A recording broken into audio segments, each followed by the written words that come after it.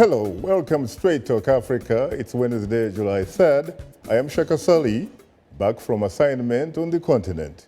I want to thank my colleague Ndimuyake Mwakaliere for sitting in for me and doing such a wonderful job while I was away. Well, welcome back, Shaka. It's so good to see you. Hello to you and hello to all our viewers and listeners all over the continent and elsewhere. I'm Mariama Diallo, your social media reporter. Today, we'll have analysis of U.S. President Barack Obama's three-nation tour of Africa. And coming up later in our STA inbox in our social media segment, you, our audience, have responded to our question of the week through your emails and Facebook comments. We'll reveal some of them ahead on Straight Talk Africa.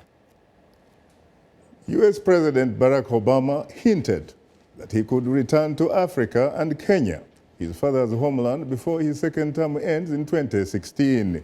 While on the continent, Mr. Obama announced several new initiatives aimed at benefiting Africa and the United States.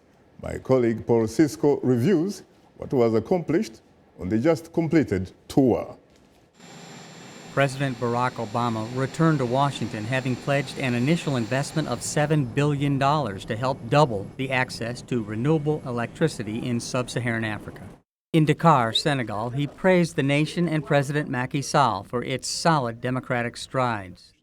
And as more Africans across this continent stand up and demand governments that are accountable and serve the people, I believe Senegal can be a great example.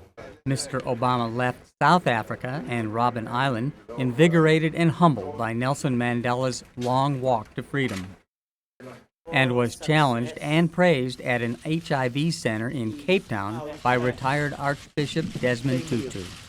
At every stop, he spoke of a new partnership with Africa, one that will help sustain its impressive economic growth while broadening the rewards to as many people as possible. President Obama arrives back at the White House with persistent and pressing foreign and domestic concerns, notably Egypt, where angry citizens want to see the ouster of the nation's first democratically elected president, Mohamed Morsi, and Syria, where government forces are digging in against rebels in a bloody civil war. Casualties there are approaching 100,000. America's economy is slowly recovering, but parts of the nation are in the midst of a scorching heat wave and enduring deadly wildfires and tornadoes. There is also the scandal of National Security Agency leaker Edward Snowden, and two controversial rulings by the U.S. Supreme Court in favor of same-sex marriages, a ruling the president called a stride towards greater equality in the United States. We are all equal under the law. We believe in basic fairness.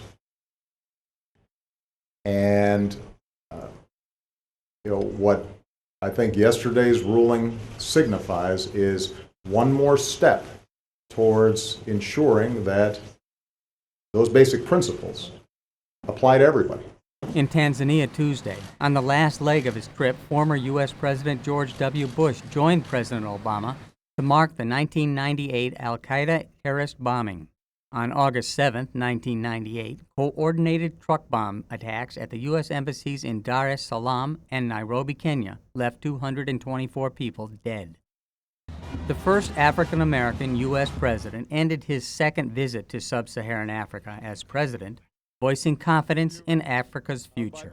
What I promise you is that the United States government and the American people are going to want to be your partner for the duration of your careers. And I hope all of you, again, apply for the Young African Leaders Initiative. We want to hear from you about how we can work even more effectively with this great continent because we see a bright future ahead. He offered initiatives from agriculture and education to security and health and more, saying the United States intends to be a strong partner with Africa in the years ahead. Paul Cisco, VOA News.